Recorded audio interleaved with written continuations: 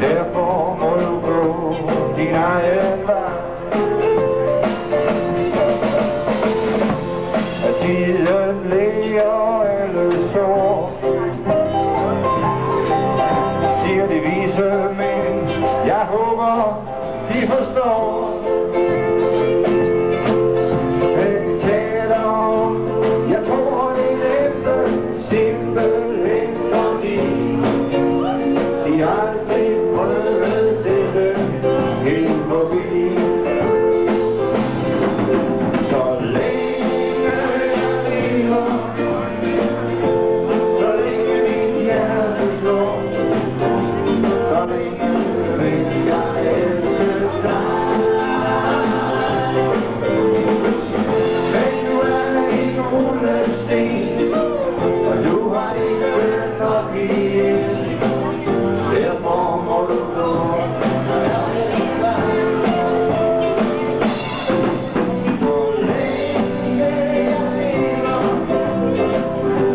Så længe jeg lever, så længe mit hjerte slår, så længe vil jeg elske dig. Men du er en rullesten, og du har ikke nok igen. Derfor må du gå din egen vej.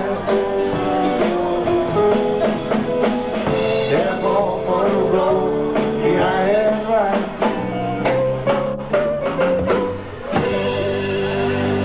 Og mine damer og herrer, så tror jeg nok, vi kan sige, at vi kommer til det underholdningsmæssige højdepunkt. Vi vil nemlig præsentere Danmarks bedste sanger, Flemming Jørgensen.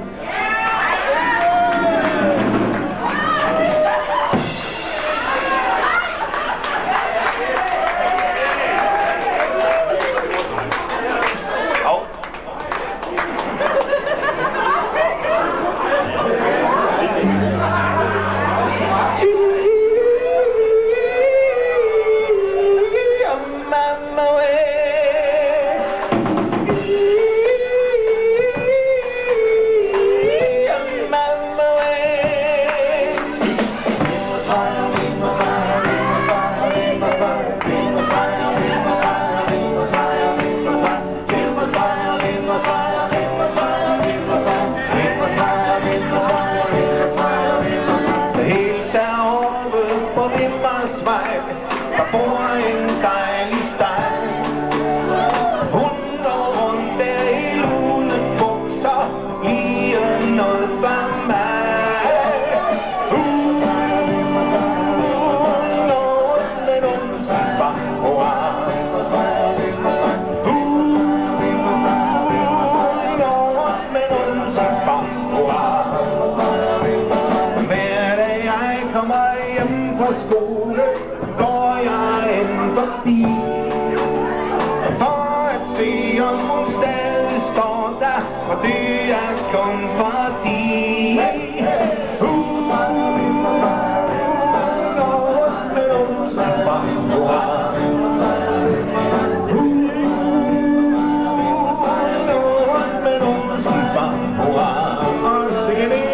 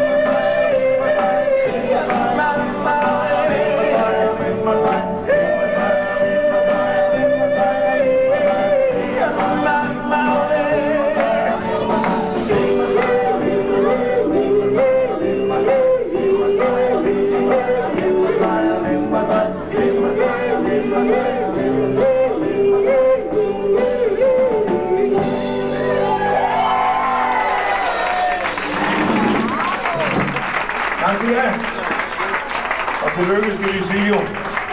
Tak for det. Nu er det ikke mig, der er kapelmester her, men jeg har en serie. Jeg tror, hvis du egentlig havde venner, kommer og se, ikke godt det? Ja, det gør vi i hvert fald. Det passer jo godt.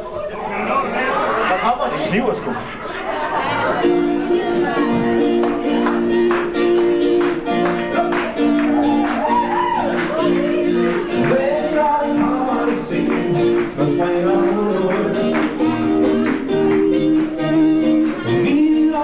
Som sne oppe fra Gud, og samme levende lys, og samme stjernedrys, og lander sig blødt, og samme et kys. Må ikke falde over det. Jeg har set hende før. Jeg boede næsten dø om død. Jeg kunne se, hvor smuk hun blev, som tiden gik. Jeg stod så få, uden at forstå. Venner, kom og se, nu springer hun ud. Hvid og smuk som sne, oppe fra Gud, og samme levende lys, og samme stjernedrys, og lander sig blødt, og samme et kys. Jeg var 12, da hun blev født. Alt var lidt og rosenrødt.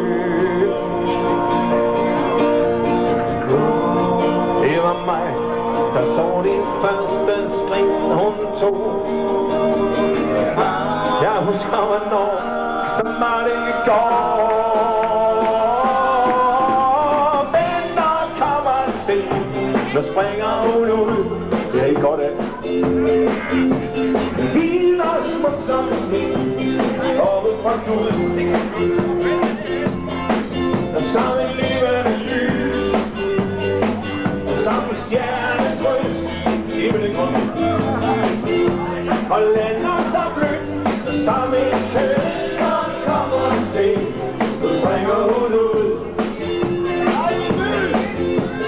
Hvid og smuk som sne, oppe fra Gud, og samme levende lys, og samme stjernedrys, og lander sig blødt, og samme kys.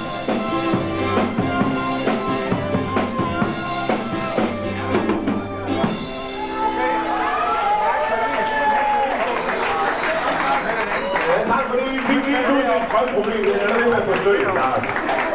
Men Sikke noget klub. jeg går det lidt. Jeg tror, vi skal have en, der passer. En, der passer meget godt i dag. Tak, det her. Jeg elsker kun dig. Det var en opfordring, vi fik herude på gangen. Jeg siger ikke for det.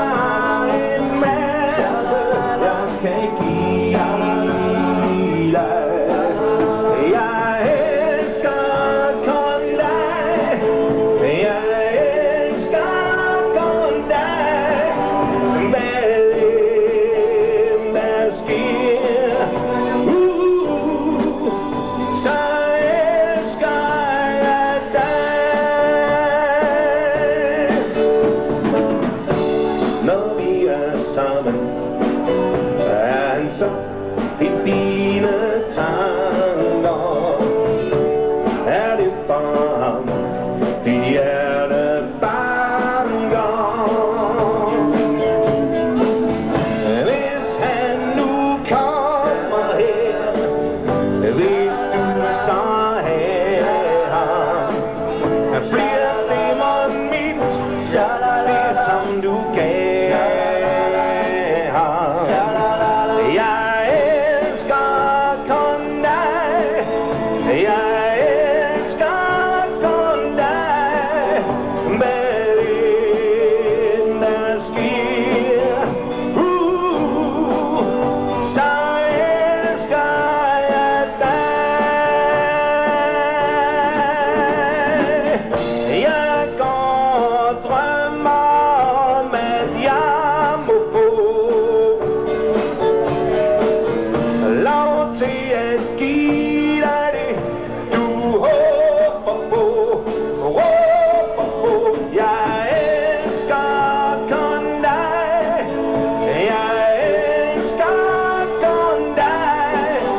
Hvad end der sker, hvad end der sker, hvad end der sker, så elsker jeg dig.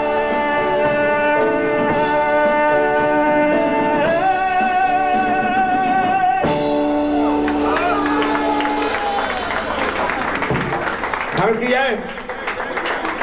Den sang kunne jeg så passende dedikere til min egen kone, fordi jeg er nemlig også bryllupsdag i dag. Og tillykke! Ja, tak for det, og meget apropos bryllupsdag, så kan vi jo passende tage en sang, der hedder Op og Ned, for sådan går det jo. Det kan Lars tale med om allerede, han er kun lidt gift i 2 år.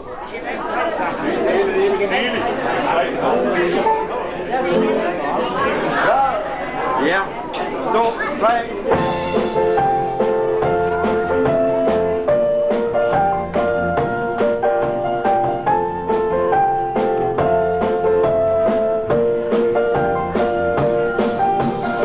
Ude i natten er der mange mennesker, der ikke helt har styr på, hvor de skal tage hen. En lygtepæl for støtte af en svensker, der langt om længe fandt sin bedste ven. Livet gynger op og ned, og sådan bliver det sikkert ved.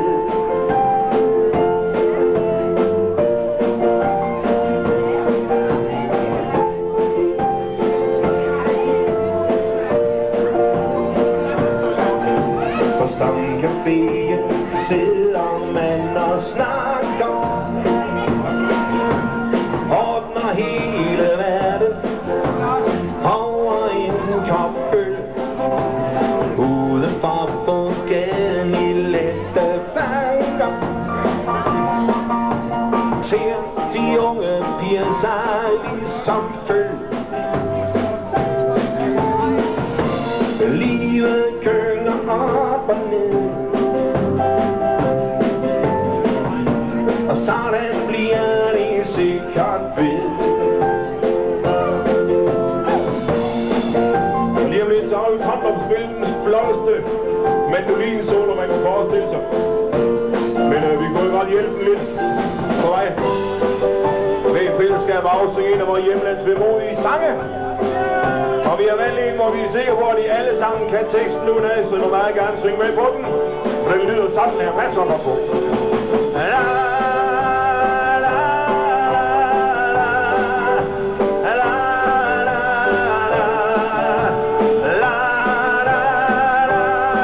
Nu kan den komme så med den.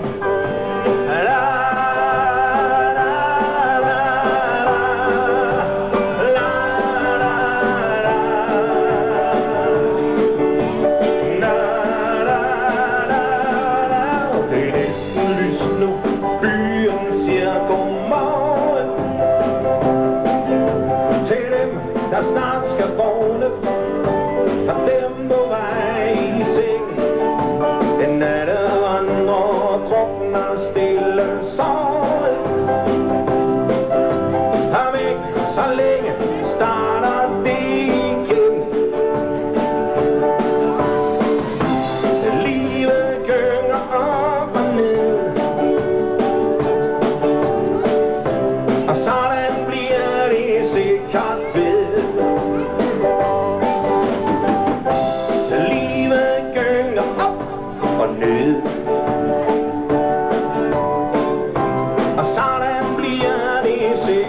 ved.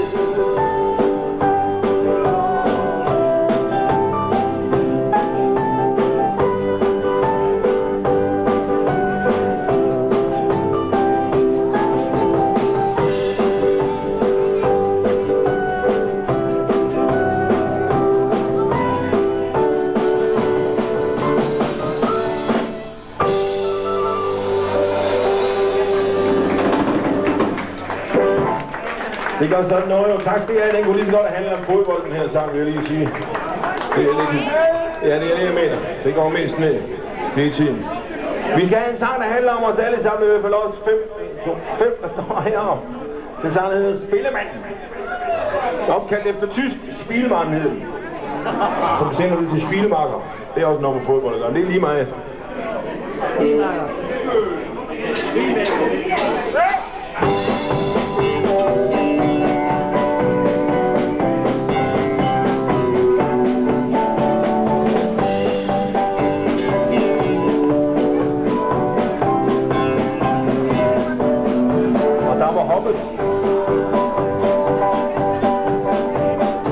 Siden han var lille, har han kun haft én ting i sit hoved, og det er musik.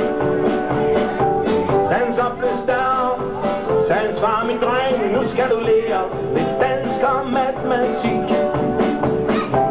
Han gjorde, hvad han kunne, men det kom aldrig til at du. Så her står han nu, som spillemand.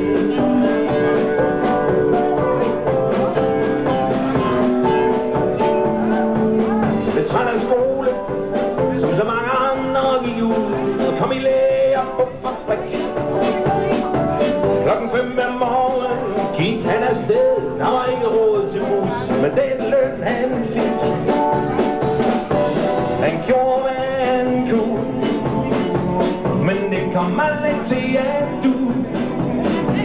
Så her står han nu, som spillemand.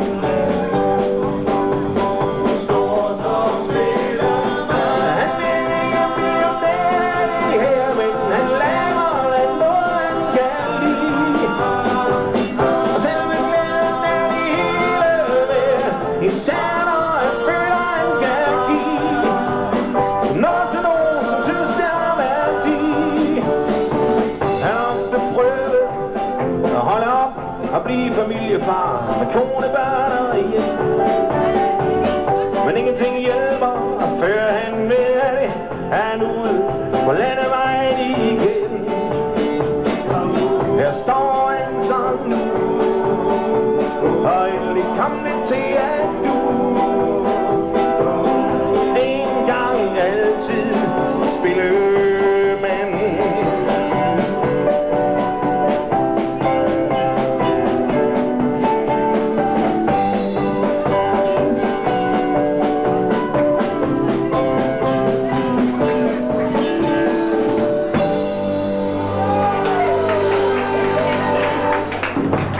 Sang og spillemanden var det.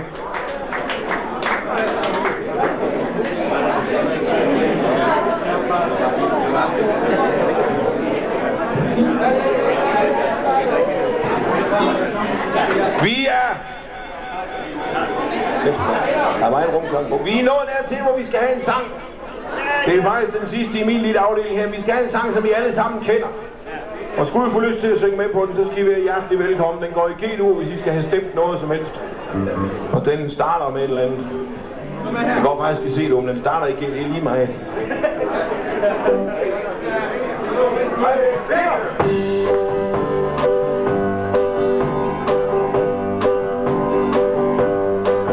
I en lille båd, der gynger, sidder jeg og synger. Jeg synger om de ting, der giver livet værdi. Jeg kan ikke gå på vandet, men jeg kan så meget. Jeg kan føle mig glad, jeg kan føle mig fri. Der er forår i min mave, jeg ved, hvad jeg vil lave. Ud og finde fred, fri for nogen, der glor. Driver rundt ude på fjorden, med begge ben på jorden. Jeg er godt tilfreds med en pilsner i snor. I en lille båd, der gynger, sidder jeg og synger. Jeg synger om de ting, der giver livet værdi. Jeg kan ikke gå på vandet, men jeg kan så meget. Jeg kan føle mig glad, jeg kan føle mig fri. Rød mærk, hvor luften siver. Se hvor vandet, hvor det glitrer. Jeg har masser af tid, og slet ikke nu. Her er duft af tang og tjære, og det er lige til at bære. Jeg tager en fisk på en rist fra et gammelt komfur. I en lille båd, der gynger, sidder jeg og synger. Synger om de ting, der giver livet værdi. Jeg kan ikke gå på vandet, men jeg kan så meget. Jeg kan føle mig glad, jeg kan føle mig fri. Og så må vi helt sjovt, der var nogen, der sang med. I en lille båd, der gynger, sidder jeg og synger. Jeg synger om de ting, der giver livet værdi. Jeg kan ikke gå på vandet, men jeg kan så meget. Jeg kan flyve, jeg kan føle mig glad, jeg kan føle mig fri. Tak for nu, for os en god fest. Og man skal godt gå i næste 25.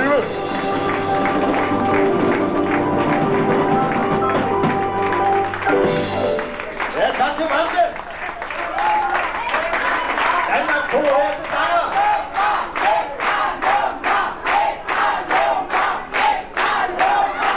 Hvis I råber højt nok.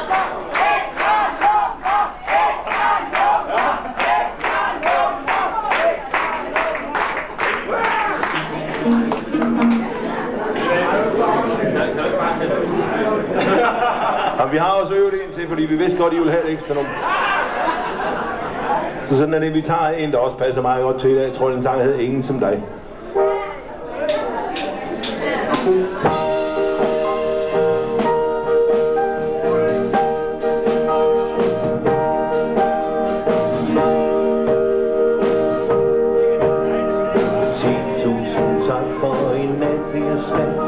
Jeg er fuldstændig færdig og udkørt og mat. Du tapper mig nådesløst for energi. Ikke 10 vilde heste kunne trække dig fri. Hvor får du de kræfter og den fantasi, der har gjort mig afhængig, det er næsten magi. Hvad er det du gør? Sag aldrig for nok, der er en nat uden dig, og jeg går i chok, der er ingen som dig. Du gør noget i mig, blodet ruser, sanserne trance hver eneste dag og tænker på dig og på det som du kan. Mit hjerte det hamrer, der brænder en ild. Mit sind er i oprør, jeg er panisk og vild. Jeg prøver at sove, slå tiden ihjel, til jeg ser dig igen, men helt uden held. Du er i systemet, min sjæl er besat. Hvornår bader det sved, hvornår bliver det nat? Der er ingen som dig, du gør noget ved mig. Blodet ruser, sanserne suser. Der er ingen som dig, du gør noget ved mig. Blodet ruser, sanserne suser.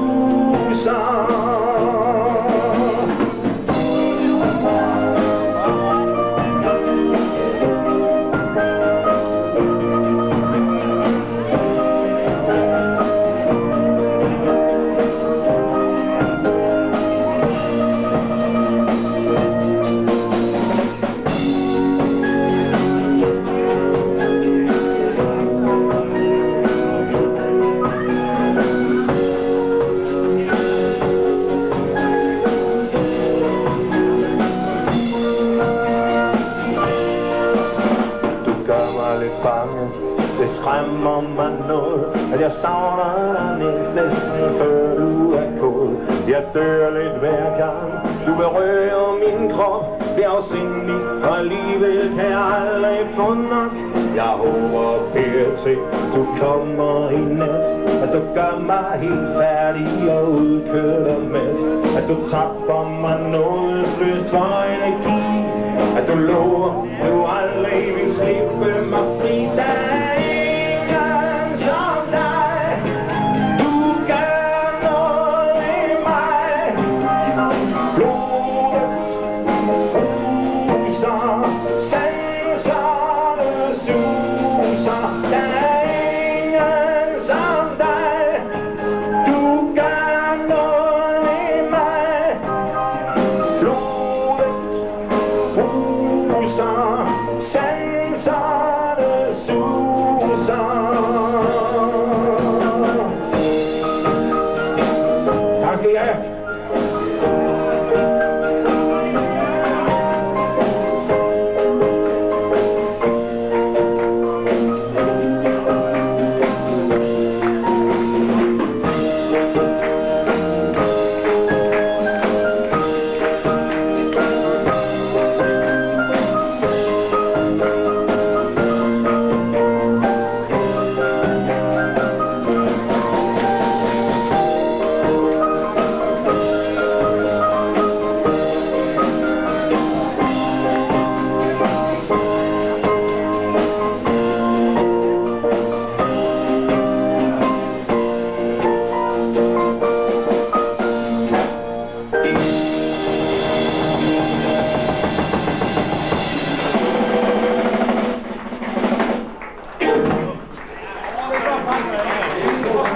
Mange tak til Flemming. Nu tror jeg, vi skal have en for egentlige hovedpersoner i aften, nemlig sølvbrudepar.